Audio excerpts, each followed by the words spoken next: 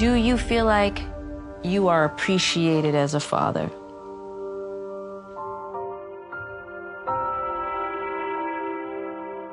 That was a very difficult time for our family.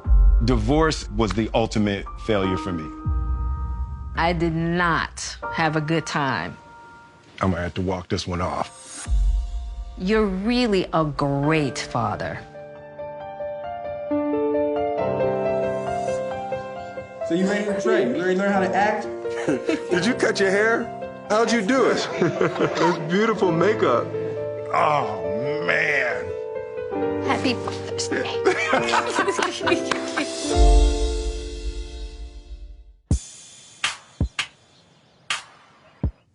Jazz, what time does your phone say? It says 1:01. He's a minute late. He is. Oh, that's right. We gotta put our own lights on this stuff. All right, so I'll put it in my pocket in there. Mic check, can you hear me? Why you got your clipboard? Yeah, how about that? This will be the last time I'll be able to sit in front of you with a clipboard. And you guys sit a little closer together. I'm trying to give you room for your damn clipboard. You look very handsome. Why, thank you. You look quite delectable yourself. Yeah, I like this color on you. The first guest on the red couch. The red couch. Let me just say this. Thank you for coming and talking about fatherhood. Having been a child that didn't grow up with a father, I understood and felt the absence of not having a father. But I've learned a lot about fatherhood through you, watching you father. When do you think your fatherhood instincts kicked in? From the time I was 6 years old, I wanted to be a father. Right. I loved how my family was, but there were massive critical deficiencies in my father's parenting that I wanted to correct. Okay. By the time I was 10 years old, I remember looking at my father thinking I could do it better than him. And what made you think you could do it better? My father had a little bit of a temper. Yeah. And I was a gentle kid. Right. Like, I was not a kid that you had to slap or punch or beat. So, you know, growing up in a household where physical aggression was approved of, that really chafed my hide, that hurt my spirit. What would you say was your father's superpower as a dad? He had a couple of things that were, like, spectacular.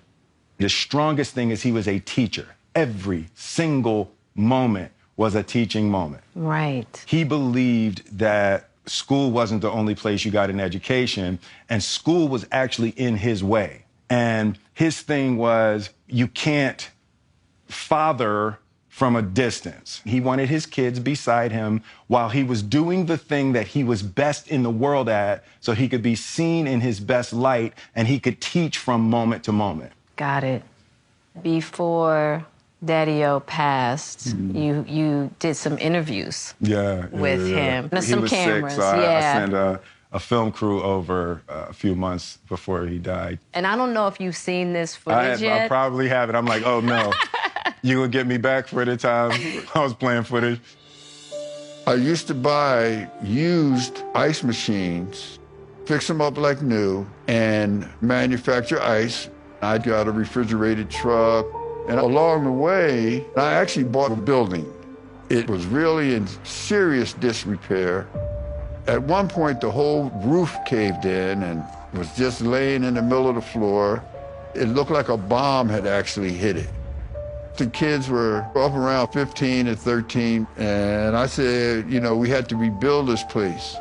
And the kids thought there's no way that we're going to get this done. And I said, yes, if we just lay one perfect brick at a time, we'll have a good foundation and it'll last. And we started working on that thing in the spring, and it was Christmas Eve. And of course, we were running out of money. It started to snow. And we were just cutting little pieces of wood just to try to get the roof closed up. And we got that last board.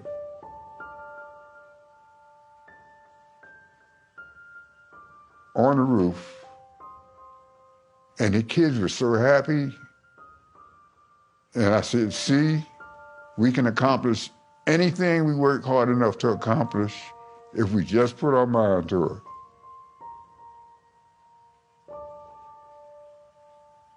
And I think that's probably one of the best lessons that I've ever taught.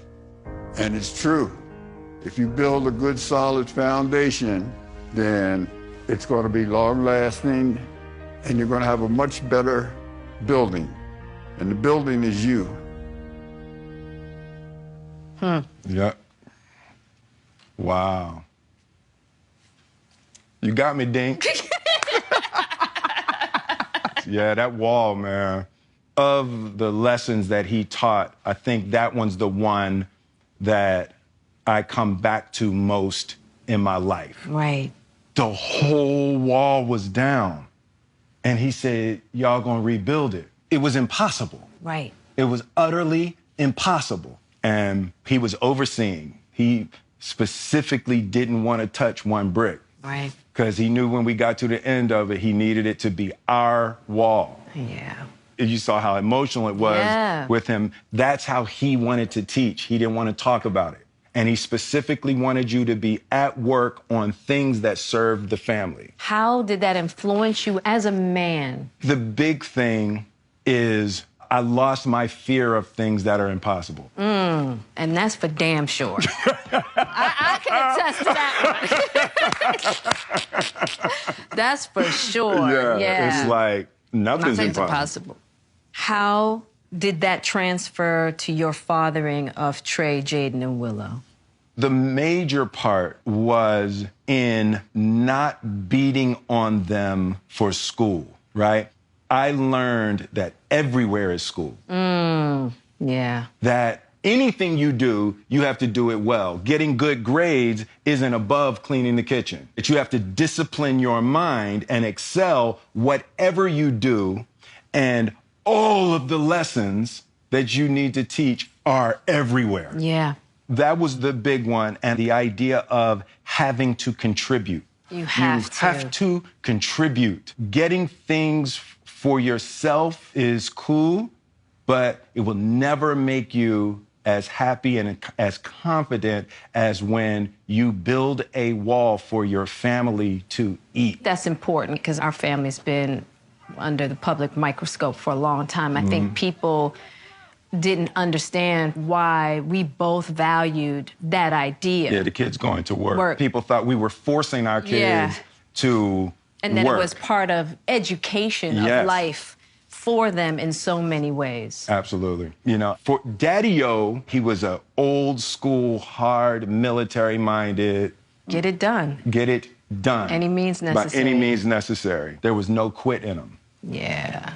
And he was a firm disciplinarian. Right. He was in the Air Force. So he demanded order. The combination of order and teaching made him a very powerful role model and a psychological force. What he wanted to do is discipline natural reactions into your mind. So when it got hot, you didn't have to think. It's military. Right. It's military. One time he sent me to the store to get some cigarettes for him. When we was growing up, you could go get your parents' cigarettes. Kids can't do that no more. I went up to the corner of Mr. Bryant, and Mr. Bryant said, my father, he smoked Tarleton Hundreds, and they didn't have them. And Mr. Bryant said, you know, tell your father I'll hold a carton for him. They come in tomorrow. Oh, cool. They didn't have them. So I started walking home, and my friends were playing. So I just got distracted, and I'll never forget the image. And I turn and I see my father with no shirt on walking up the middle of the street. And I was like, right? And I was like, Mr. Bryant said they didn't have them and that he'll hold a carton for you. And he said, when I send you to do something, there's two possibilities. One, you complete the mission, or two, you're dead. And I was like, oh, shoot. He said, when you don't come home, I need to know to grab my gun and come shooting, because there was nothing that would keep you from finishing the mission. And I was like, You are a very disciplined man Yeah, today. absolutely. Would you say that that was an imperative part of your, what I now consider man training? It's like everything Right. in his life was man training. He didn't separate anything. Right. Eating dinner is the same as war. I know that you were able to really value your father's imperfections Yeah. once he had passed on. Well, there's such beautiful qualities that he instilled that are a big part of what made me me. And as the yin to every yang, I watched him beat up my mother. Yeah. So the biggest emotional scar that I have in this lifetime, he delivered that also. He showed me a lot of things that I wanted to do, but he also showed me the things I would absolutely, positively never do to my children. He was so smart. Yeah. And then when he would get angry, he would turn into the dumbest person I've ever met. Right. As a kid, I couldn't understand it, but all of his wisdom disappeared. As he got older, he had cancer, amongst other things. You know. Right. He smoked from the time he was 11 years old. Right. And he drank from the time he was 12. Right. Every day. Every day. Yeah. Yeah. As he got feeble and frail, I could just see the little boy in there. Yeah. Will married Cherie Zampino in 1992 after meeting on the set of the hit sitcom A Different World. Later that year, they welcomed a beautiful baby boy, Willard III, and decided to call him Trey. I'm teaching my son how to be an actor. Ring around the rosy. Happy birthday, Trey. But not long after Trey's second birthday, they divorced. So Will Smith becomes a father at 24? 24, yeah. Sorry. Okay. It's okay. What was that like? Trey being your firstborn. My firstborn, yeah. You're bringing him home from the hospital. I think that was my first moment of the real weight of parenting. And I brought him home, and I remember we put him in the bassinet, and Cherie went to sleep, and it was like stark terror. Yeah. And it was like, I'm totally responsible for this life. And I just couldn't stop going and checking. I was like, oh no. I gotta make sure He's breathing. he's breathing and all of that, all of that new parenting stuff. But I just cried so hard. Like it makes me teary right now. It's You like, cried from, what was the feeling? I can't do it. Yeah. Like, I'm not the guy. I'm not the guy, And it was like, oh, man. I just knew I didn't know nothing. Yeah.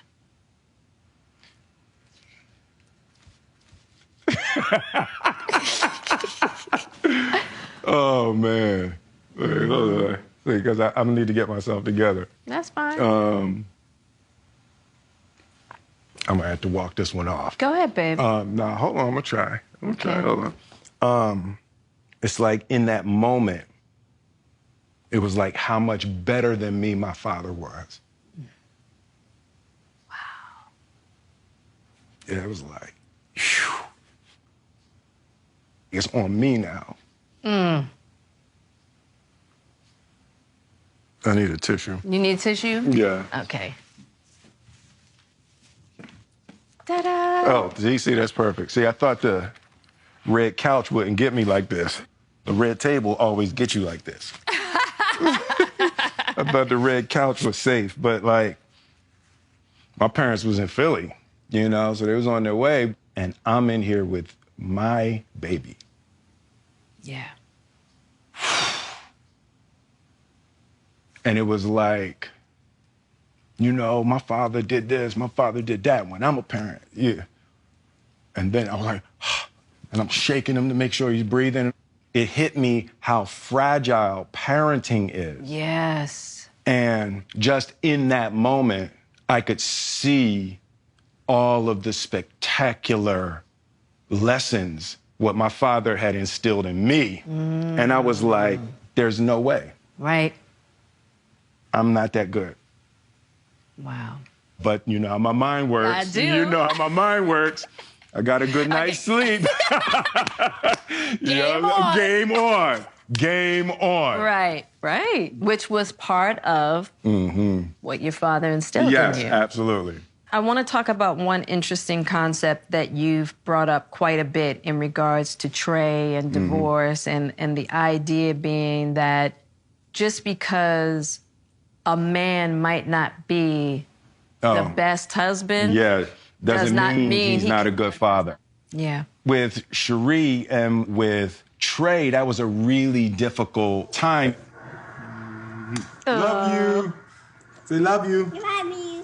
Divorce was the worst thing that, like, in my adult life. Yeah. Divorce was the ultimate failure for me. Yeah. I've been hurt a lot in my adult life, but I don't think anything touches the failure of getting divorced from my 2-year-old son's mother. Yeah. Yeah. Cherie and I ran into that. You know, if a man's not a great husband, then he loses his parental rights. And I'm a way better father than I am a husband. In that process, you start fighting for your rights, and the kid is in the middle. Yeah. Cherie and I had that for a couple of years, and I called Daddy-O, and because of my experience of seeing Daddy-O punch my mother, I knew that my kids would never see me do anything violent towards their mothers. Right.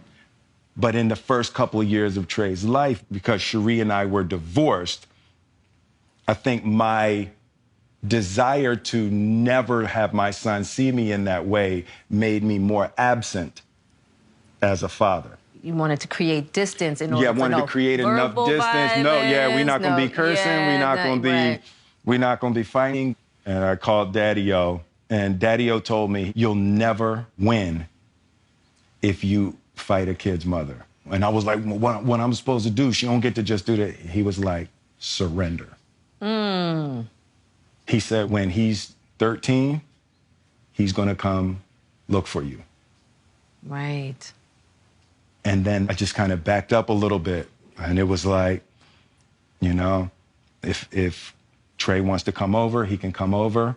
But I'm not going to force you to do anything, especially if your mother wants something different. And that was a really difficult time. And then just like Daddy-O said, as soon as Trey was ready, he came looking for his father. My literal father and best friend, doing big things in life. Father and best friend. Father and best friend. We had a core.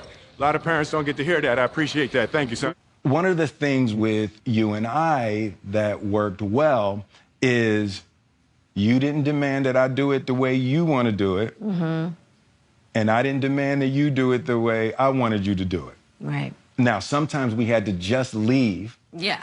You know, but Cherie and I really struggled with each other needing the other person to do it their way. She needed me to father the way she wanted Trey fathered. And I'm not that guy. Yeah.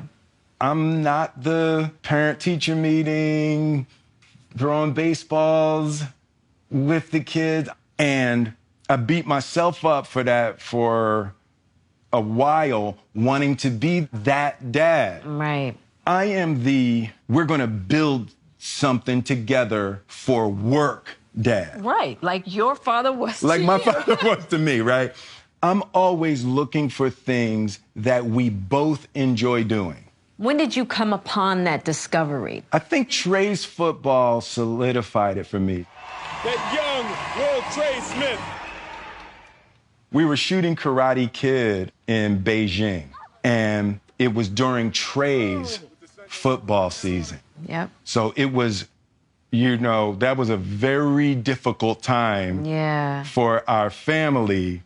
And Jaden and I commuted from Beijing every single Friday. Yep. We would fly and land Friday afternoon in LA, go to Trey's football game. We would stay home for Saturday and then fly back and be at work on Monday morning in Beijing. Yeah, I remember. For 10 weeks. Yes. I would say that's the high point of my parenting. Right. There's very few things in my life I enjoyed as much as watching that boy play football. And he loved you watching. And he loved me watching him do it. He could feel my authentic joy. Right. To be there, not because I'm his father and I have to. Right. Right. Going from the Karate Kid and flying home every weekend to watch Trey play, I was like, I'm fathering the hell out these kids. The Karate Kid experience, I look back today, because I used to be very angry about that experience. Yeah. You didn't have a good time. I did not have a good time. One of the things that I recognize out of that now, when I look at Jaden's work ethic, and I call it his sage-like drive. He knows how to hunt. Yeah. Okay? And that's because of you. Mm-hmm. And I do believe that Karate Kid and his experience there was very pivotal in regards to the young man that he is today and how he knows how to build things and how he knows how to get it done. He knows how to suffer. If there's a central lesson that came from Daddy-O that was, you can't build anything if you're not willing and even sometimes seeking suffering. And I think that is one of the differences between mothering and fathering. Yes, right. A mother wants to protect you from suffering. Yes, absolutely. Okay? And a father teaching you how to find your strength. Your strength. In suffering. Through applied suffering. Ooh, baby. People used to say to us all the time, oh my goodness, how do you feel about putting your kids in Hollywood? You were like, what? I'm like, what? They're like, they're putting them in Hollywood. I grew up in Philly and she grew up in Baltimore. If these kids can't take Hollywood, a couple people writing some bad stuff and saying some crap about them, you know. Man, we got some issues. Yeah. Part of my parenting belief system is I want them at the edge of the maximum amount of suffering that they can manage. Right. That's where the lessons are. That's where you find your strength. That's where you learn things about yourself. That's that daddy trainer. Do you remember the moment with Jaden with the splits? I was there. Right. Yeah. That moment was when I knew that the bulk of my fathering was done. Yeah. Jaden was doing splits, and Jackie Chan is hardcore, and Master Wu. Yeah, Master Wu. So Jaden was trying to learn how to do the splits for Karate Kid, and so he's in the splits, and he can't quite get down into the splits.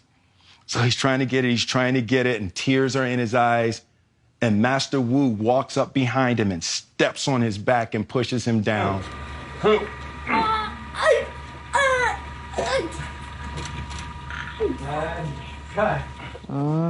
Into the splits, and he's holding him, and Jaden is crying, he's crying, and he gets up, he lets him up out of the splits, and he comes over, and Jada said... I said to him, I went over there, he was in tears. He was in tears, and he's crying. And I said, are you done? Are you done? Because we're going to stop right now. We're going to stop right Yeah. And he said, no. And he's like, no, Mommy.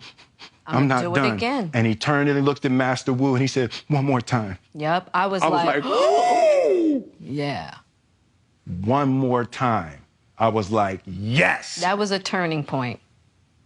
Daddy-O would have made me do it one more time. No, he decided on his own. And Jaden decided on his own with the option of not doing it again. Yep, because I made it very clear. I made it very clear. Yeah. We're done. Yes. I was like, he has learned the lesson that I learned with the wall. Yeah. That whole experience was very pivotal for Jaden, so yeah.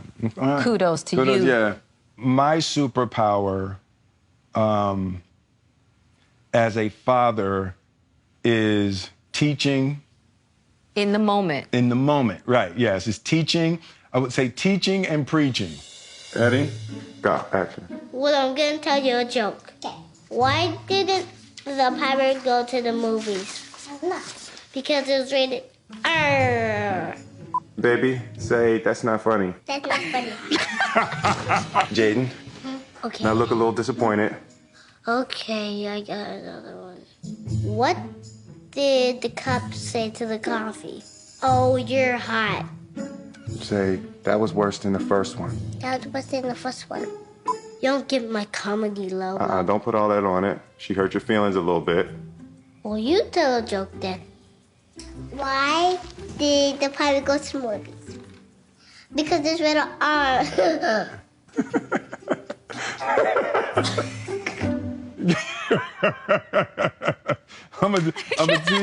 I'm a teacher and I'm a preacher. Right. There's nothing like on-the-job parenting. Jaden and Willow, they were homeschooled for a couple of different reasons. One of the critical ones is because I had learned from the situation with Trey, you can't father from a distance. Yeah. I felt my hands tied in parenting Trey for the first 8 or 9 years of his life. Got it. And my kids being with me is of a higher value than sitting in a classroom. Yeah. Spending time with me on set or wherever I had to be, but I would be gone for 4 months at a time. Yeah. And I just feel like, just for me, the nature of my job has me physically and mentally distracted. So I have to make up for that with presence. You have to be with me. We've talked a lot about the boys. I want to talk a little bit about Willow. Oh, man. Because where are my tissues my at? belief is, I really do believe that Willow, she could just penetrate you in a way. She destroyed all of my belief systems. Yeah. She made you have to fall back on your military style. Yes. Trey kind of got the most old school daddy-o version of me. And then Jaden, I got midway through that, and I started to see that I was hurting him. He's not that dude. Trey actually gets riled up when you lean on him a little bit. Right. And then I tried to put that same lean on Willow, and she rejected it thoroughly. Full rejection. Full rejection of the military mindset. Yeah. I was raised military. I succeeded in the material world following these precepts. Discipline, hard work. You write the plan and you die versus not sticking to the plan. It's really simple. Yes. And it was the Willow with Whip My Hair. We are on the set of my new video, Whip My Hair. Willow was just 9 when she dropped her debut single, Whip My Hair, which quickly went double platinum. I whip it real hard. She signed with Jay-Z's record label and announced a multi-city tour with Justin Bieber. But after a few shows, Willow had different plans. She had committed to these 30 days on Whip My Hair, and we were in Dublin, Ireland, and she did her 4th or 5th show and came off stage and was like, "I'm ready to go, Daddy." And she was ready to go home. I was like, "Well, no, you can't go home, baby. You committed to 30 days. You can't go home." She kept asking. She was like, "Daddy, it doesn't matter how I feel." And I was like, "Yes, baby, it does matter how you feel, but you have to finish what you started." And she was like, "But I'm finished." Yeah. It was so devastating to me when she shaved her head bald. Really? Well, because her record is Whip My Hair. I'm like, that's a protest against me. Whether or not it was a brilliant thing to do. Right. To come off of Whip My Hair being, because it was like a top 10 record. Yeah. Only Michael Jackson had done it younger than her, and blah, blah, blah, all of that kind of stuff. And then she just shaved her head bald. Right? So I took that as a sign from the gods.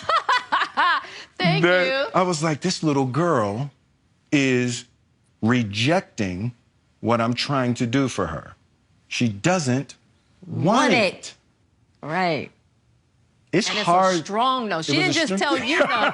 She told me no. She told Jay no. Yeah. She's telling a whole bunch of big dogs no. She told Jay-Z no. She was like, yeah. It was like she had made music. She did it. She had enjoyed it. And she was finished. She retired. She retired. And nobody was going to change it. Was going to change that. And she wasn't hard with it. She was crying. She was scared. Mm-hmm. But what she wasn't going to do was do something she didn't want to do. Yeah, it was pretty gangster. It was really gangster. Yeah. She was like, I'm done. And then rebuilt her career the way she wanted. Exactly. Watching that process. Watching that, yep, absolutely. That was like, wow. Yeah. I saw how much I was making and forcing and pushing the things that I wanted. Right. And in that moment, I just saw it was starting to hurt her. My desire for her was overriding her desire for her. Yeah, right? And I had a real epiphany on that and how bad a person will hate you if you keep forcing your wishes onto their life. So true. And I stopped in the middle of it before I broke her. Right. And I was like, baby, I think I understand. I got it. You know, she introduced me. It feels so weird when I say this. She introduced me to feelings. Yeah.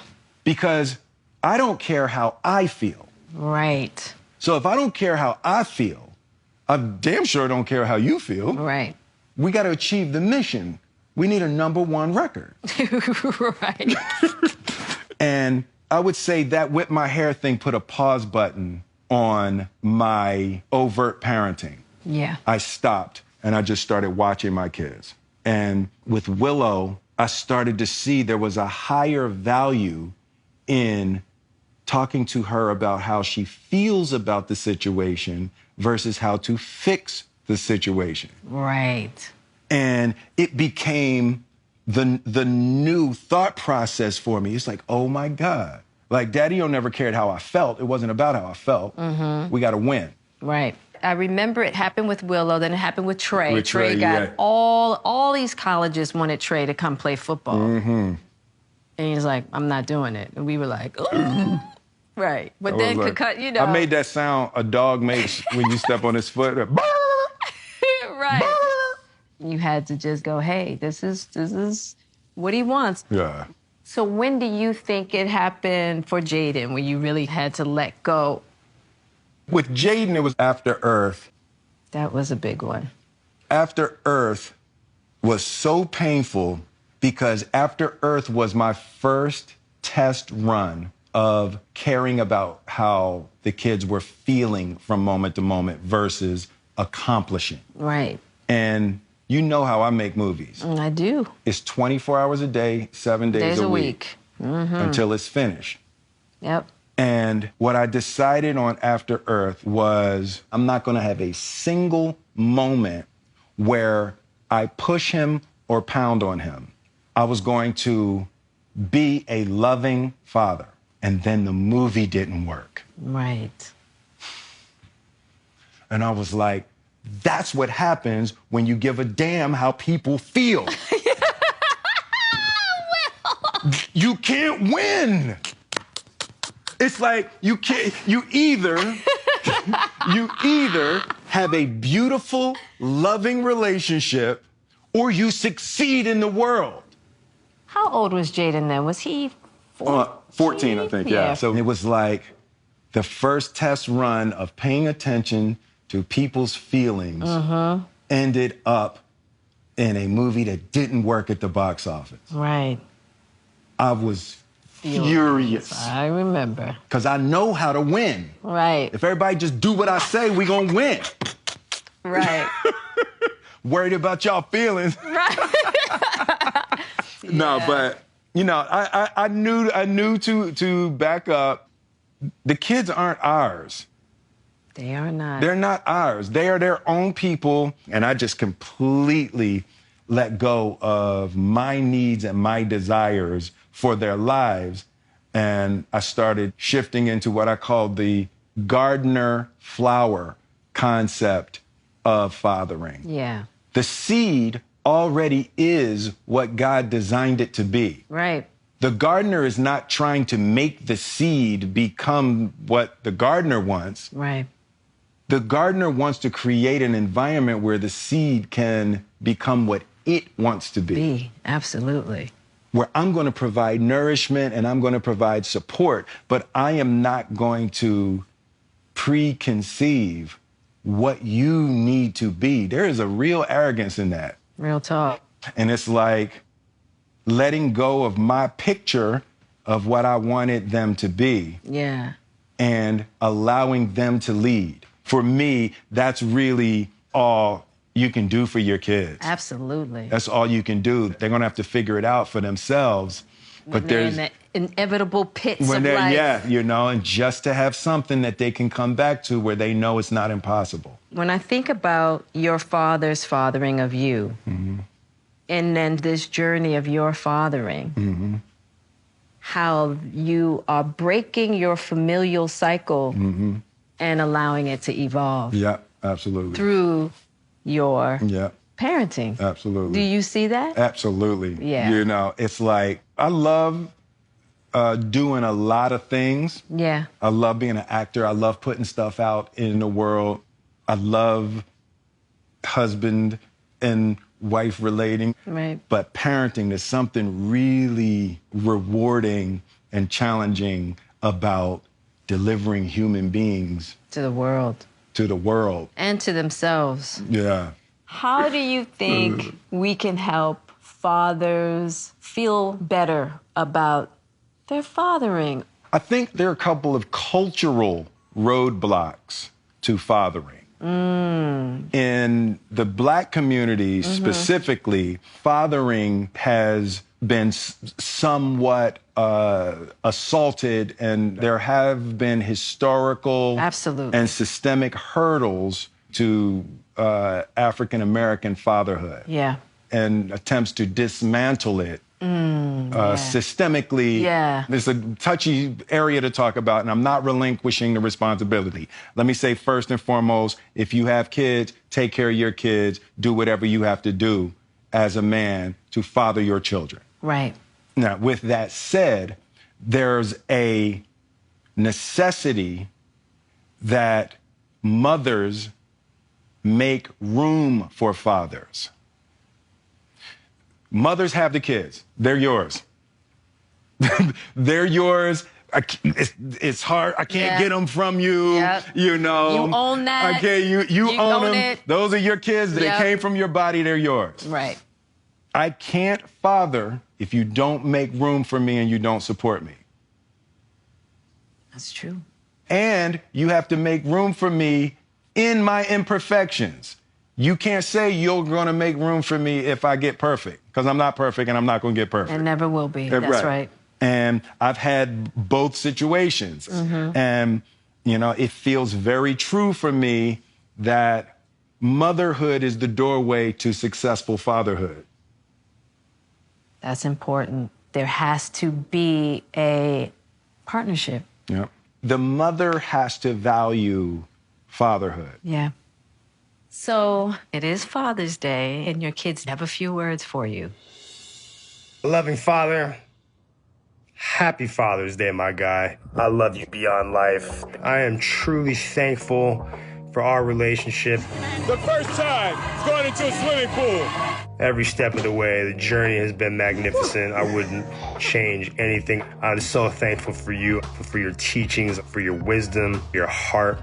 I'm truly, truly appreciative of you and that the divine chose me to be your son. I love you. I honor you. Big love to you, Father. Dad, it's me, Jaden. This is me officially giving you the Best Dad of All Time award. I mean it. It's real. I might not have the award physically here with me, but that doesn't mean that it's not real. I love you. Happy Father's Day. You're the best dad of all time. Thank you for creating a world that we can flourish in. Love your son, Jaden. Rock and roll lives and rainbows are real. Happy Father's Day, Daddy. I love you so much. Wow. That's beautiful makeup. How you doing, Bean? Good. Okay, don't crash. I won't crash, Daddy. Okay. I got it. I am infinitely grateful for all of the love, support, and wisdom that you have given and continue to give to me throughout my life. You're amazing. We appreciate you, and I just want to say thank you for everything. Aww. I do, Will. No, really, because you know, you're really a great father. Aww. Baby. Thank you, baby. You really are. Yeah. It's really, you know, even as the kids are older, you know, and you've been such a great partner. Mm. I really appreciate the parenting partnership. Mm-hmm. Yeah, I think there's no rules. Everybody wants rules. There isn't. It's more art. Yes. Than it is science. Science, yeah. You know, and, you know, I love what we painting. Love what we painting. It hasn't been easy, but no. It's definitely been worth it. It really has. Mm-hmm. So thank you. Happy Father's Day. Thank you, baby. Yeah. Gam said it was great, Dink. Gam's always gonna say anything you do is amazing. She thought it was special, though. Gam. I feel like that's gonna be like one of the best table talks. See? It was really impactful. See? That's how mother-in-laws do. Especially that one, yes.